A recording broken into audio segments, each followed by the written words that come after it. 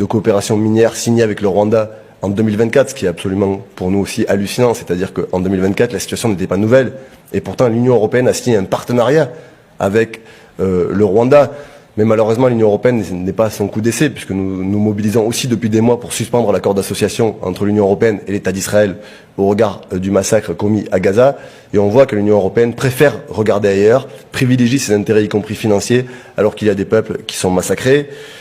Et un embargo sur tous les minerais dits T3, qui sont aujourd'hui des minerais de guerre. Je pense au coltan, à l'étain, au tungstène et au cobalt, qui sont aujourd'hui, pour la plupart, extraits en RDC, acheminés au Rwanda et après exportés. Pour donner un exemple et illustrer ce qui se passe, 90% des volumes de coltan qui sont aujourd'hui exportés par le Rwanda proviennent de la RDC. Et des multinationales européennes et françaises sont complices, puisque Total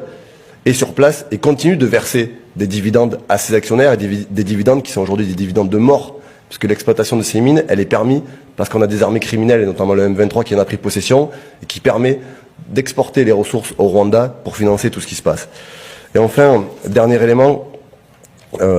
suspension de tous les accords économiques avec le Rwanda, et c'est pour nous quelque chose de très important, parce que l'économie rwandaise, elle est très dépendante des aides et des partenariats extérieurs. Un tiers du budget rwandais dépend aujourd'hui d'aides ou de prêts étrangers. Donc la question du levier économique et des sanctions économiques pour faire plier un gouvernement et faire cesser ce qui est en train de se passer, elle doit être à l'ordre du jour.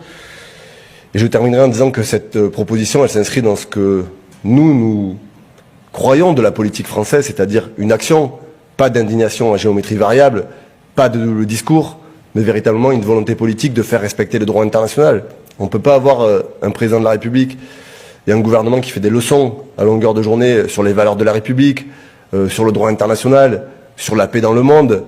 qui parle à longueur de journée de sanctions légitimes contre les oligarques russes, mais qui, sur d'autres conflits, ne prend pas de position, ne prend pas de décision, comme s'il y avait des conflits de seconde zone, comme s'il y avait des citoyens et des habitants du monde qui étaient des habitants de seconde zone et qui ne méritaient pas que la France s'engage pour sauver leur vie, parce que c'est de ça dont on parle aujourd'hui. C'est de sauver la vie de dizaines de milliers de personnes. Et j'ai évidemment une pensée pour toutes les Congolaises et les Congolais qui, en France, se mobilisent, sont inquiets pour leurs familles, leurs proches, pour leurs amis. Une pensée pour les Congolaises et les Congolais qui sont aujourd'hui dans le nord et l'est